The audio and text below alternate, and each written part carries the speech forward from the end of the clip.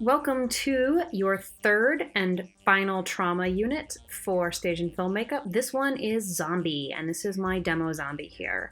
My demo zombie is going to have a missing eye. It's going to have a big, open, hanging wound on his cheek, his or her cheek, and the mouth is going to be kind of cut, ripped open, and swollen open, showing some of my real teeth. And bloody, discolored skin, pale greenish skin with messed up contouring.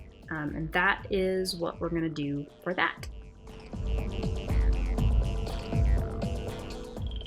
Okay, so we're gonna start by laying in the wounds. I'm gonna build most of these on my face. I'm gonna use some pre-made pieces.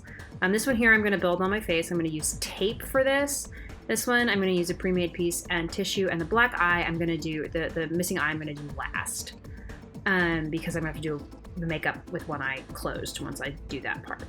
So I'm going to use medical tape. I'm using paper tape. I also have fabric tape there. You can use either one. I like the way paper tape tears better.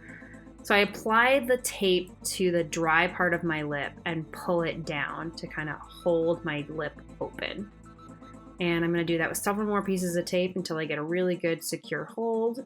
You want to make sure that you don't stick the tape to any part of your face that's wet or has like a moisturizer or anything on it, because it won't stick to your face otherwise. And using small irregularly shaped pieces is going to make it easier to blend into my face. And then my upper lip, same deal. Find the dry part of my lip, pull it up, and add a couple more pieces of tape.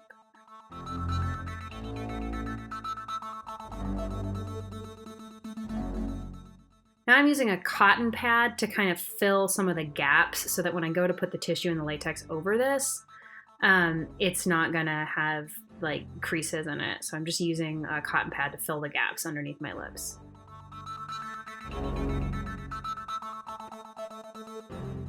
This is a little thing that I do. I cut most of this out of the video, but I'm using just a cotton swab and water to keep my lips from getting really dried out. All right, now this piece is gonna be my gaping cut piece. So this is a pre-made piece I made with a latex flower chunky paste. And I'm tracing out where that's gonna go on my face. Like I said, I pre-made this with plastic, on a piece of plastic before I did. I'm actually not gonna use spirit gum to stick this to my face. I'm gonna stick it to my face directly with latex. This is actually my preferred method. I think it makes a much better seal. So lay the latex down, put the appliance on, and then use a little bit of latex to seal around it if you need to. But I'm sealing around this with tissue cuts, so I don't really need to worry about that. So I'm shaping the pieces that are going to go around that piece. And these are the folded tissue type. So I rip and fold the tissue into the shape I want, bed of latex, and then lay tissue into that. On this zombie, I want this gaping wound to have a lot of character, so I do a little work with the Q-tip here to really shape the opening of the cut, make sure I get the inside of it coated, and give it some character. And I'm using a three pieces of tissue, so it's like got 3 little jagged spots.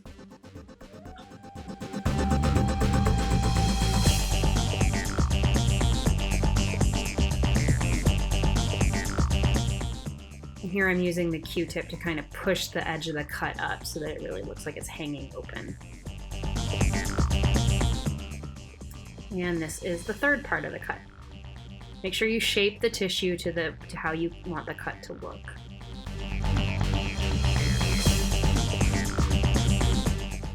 Make sure you get everything thoroughly embedded and saturated with latex. And here I'm just using that Q-tip to shape the pieces of the cut again.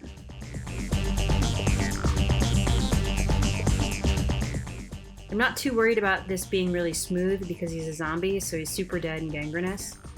And right here, I'm actually going to pre-make the little hanging piece that goes underneath my missing eye. I'm going to make this on this plastic and set it aside to dry and put it on at the very end. And again, I'm doing this because everything I do on that eye that's missing, I have to do with one eye shut. So I want to do all of my other makeup, all of my other everything before I do that. And this piece here, I'm going to tape my eye shut with the medical tape that I use for my lips.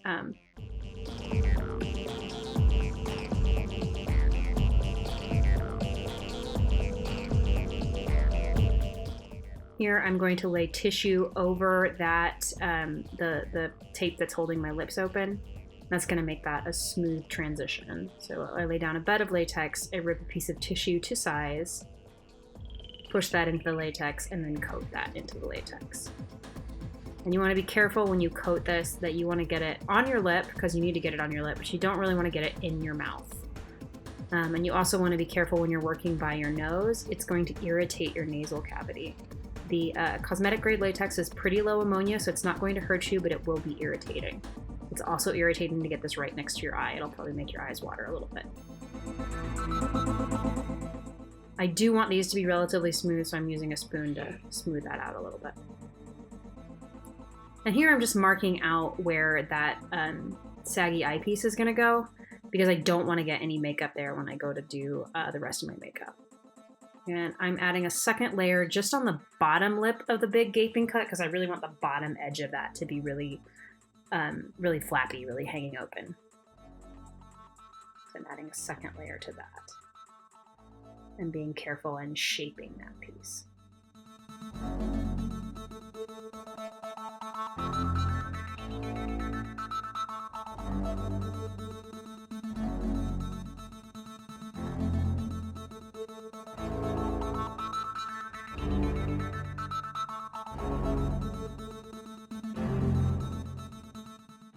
Now that first layer of tissue is dry, I'm applying a beauty coat of latex to the latex around my lips just to make it smooth, and a third layer of tissue, again, just on the bottom part of this cut. The top part is fine. I don't need a huge hanging edge there, but I want a big hanging edge on the bottom part of the cut. That looks a little regular, so I'm tearing that tissue up a little bit, and then I'm going to shape it really nicely with the latex once I embed it and saturate it with the wet latex.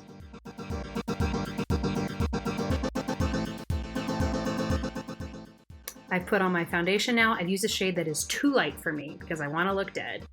And I realized looking in the mirror that I wanted to do my ears too, so I'm getting the foundation on my ears. And if I wanted to really complete this look, I'd pull it down on my neck as well. And hands, any part of your skin that's showing. I'm going to just base coat the inside of this gaping wound with the yellow. It's going to make it look kind of pussy. And I'm going to add some green in with it as well, just as a base coat. This is going to get more paint in it, but I'm just getting my base colors of makeup down right now. So it should look all nice and infected. Now I'm taking white and I'm using this pure white as a highlight. I want to make myself look really washed out and pasty. And using white as a pure white as a highlight can kind of make you look pretty lean on the amount of blood you have in you.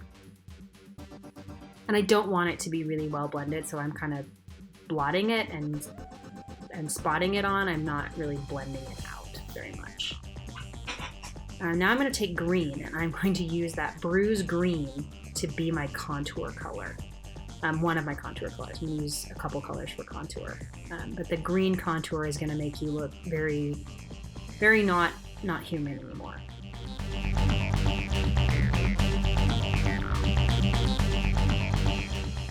And it's a lot more interesting than just painting your face green or white. It gives your face shape and dimension, just like you do with regular makeup, but this time you're a zombie.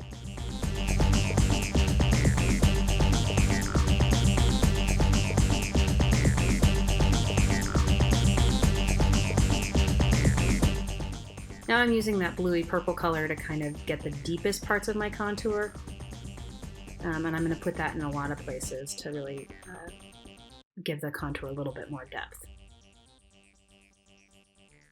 This dead zombie doesn't have any youthful blood flowing through him to keep his skin nice and youthful, so there's some saggy lines going on.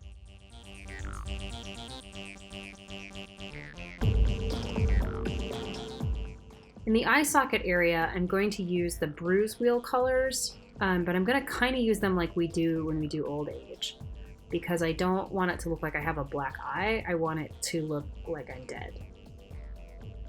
So I'm using the blue kind of the way I would the dark brown for the contouring. And I'm using some red around the eyes to make me look real tired and dead. Bruised and purple around the eyes. Right around the eye, there's going to be I'm using the red, and then right up on the eyeliner, I'm going to use the bluey purple color so you get this kind of rainbow effect coming out of the eye.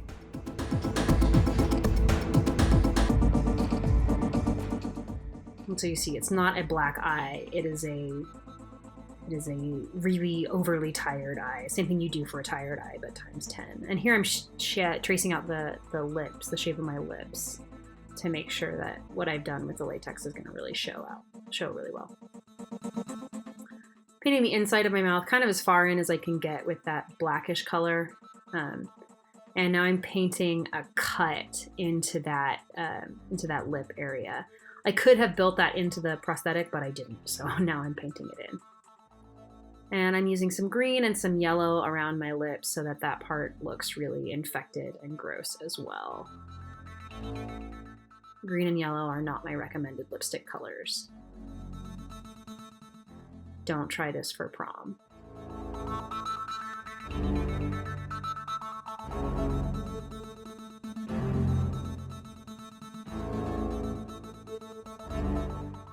Okay, now I'm taking that dark bluish color and I'm kind of wringing out the gaping cut, and I'm going to blend that into the green and yellow that I've already painted in there. And then I'm going to take some red and I'm going to paint the red, this is the Bruise Wheel red, into that cut so that it looks like there's a little bit of flesh under there. And then give it its ring of irritation. And the ring of irritation is going to kind of fan out into some infected blood vessels. And I've got a lot of little blood vessels that are going to pop out on my face. And I've used in my research, I had an actual map of the human face and where the biggest blood vessels are. And I use that as a guide to where those blood vessels are going to go. Here I'm just deepening my contouring a little bit because I think I need more green. And here come those blood vessels. If you just look up blood vessels in the human face, you can get an idea of where there's blood vessels everywhere in the human face, but I used that map to kind of figure out where some of the bigger ones were so that this looked as realistic as possible. And I'm painting my mouth to be a little bit cut open here as well. I'm using the blue-purple color to do the veins and a little bit of the red kind of back and forth a little bit so that they have some depth and dimension to them. I don't want the lines to be even. They can come and go a little bit. They don't have to be perfect because they should look like they're sitting under the skin. And I got a little too much product on there, and I'm kind of blotting it off. And then I take a sponge with some foundation on it and use that to kind of push the veins back underneath my skin so that it looks like they're infected and showing, but not on top of my skin.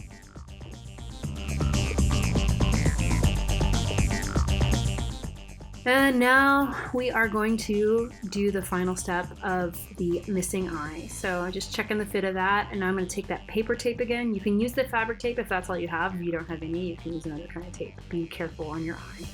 Getting a really good contact with my eyelid and then pulling that down to wherever is comfortable but securely shut.